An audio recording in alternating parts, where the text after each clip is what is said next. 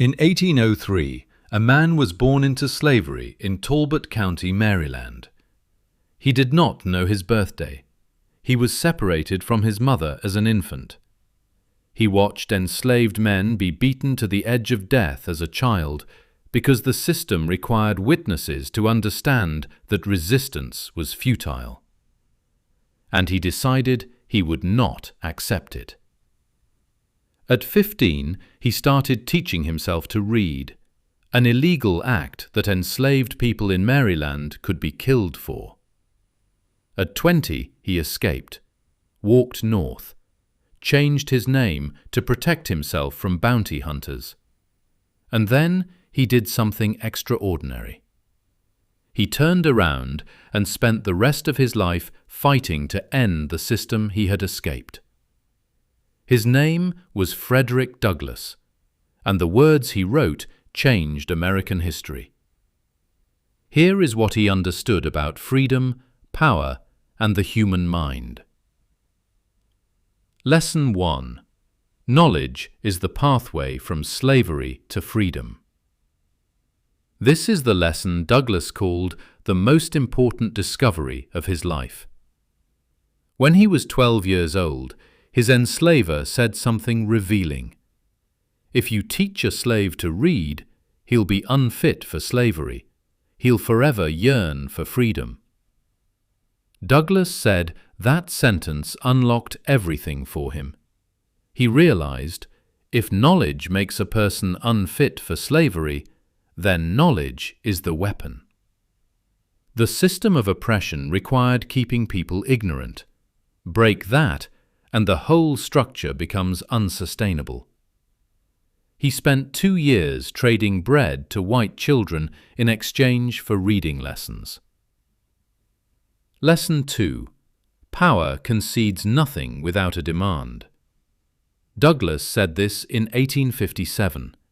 It remains one of the most important political observations in American history. Power concedes nothing without a demand. It never did, and it never will. If you want freedom, any kind of freedom, you have to fight for it, petition for it, agitate for it. Never stop demanding it. The comfortable classes will always tell the oppressed to be patient, to work through proper channels, to wait for change. Douglass had zero patience for this argument. History confirms him. Every significant expansion of human rights was taken, not given. Lesson 3. The slave master fears the educated slave most of all. Douglass observed that the most dangerous thing to the system of oppression wasn't the violent rebellion. It was the person who could think, write, argue, and expose the contradiction at the heart of the enterprise. Slavery insisted black people were not fully human. Douglass stood before audiences in America and Europe and spoke with such power, such logic, such obvious intelligence that the argument collapsed in real time. His existence was the counter-argument. Lesson 4. You must either be free or die. At 16, Douglass was sent to a man named Edward Covey, a hired enslaver who had broken every person sent to him. For months, Covey beat Douglass regularly. Something in Douglass died. He described losing all hope, all ambition, the will to live. And then, one morning, Covey came to beat him again, and Douglass fought back. The fight lasted 2 hours.